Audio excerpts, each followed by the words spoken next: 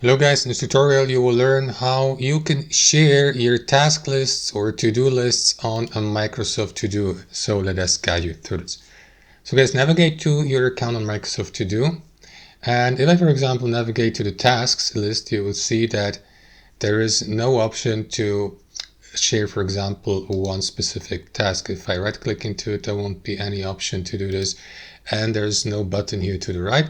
So the only way how this can be fixed is to add a task to a to-do list. As you can see, I added already or created already an example list here. You can create a new list by selecting this button here. And after that, and let me just head over to that list here. And after that, add a task to the given list by right-clicking into the given task and select Move Task To, and then select the list. So head over to the given list. And here in the top right corner, you will see the share button for the given task list or a to-do list. And after that, you will be given access to that button so that you may copy that invitation link to your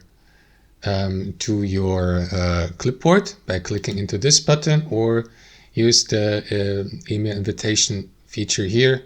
For example, you will see the list members who have been given access to the given to-do list, and you can manage the access by clicking into this button and, for example, stop inviting new members by clicking into this button, or limit, for example, a member list here by switching this on and by clicking into limit access there.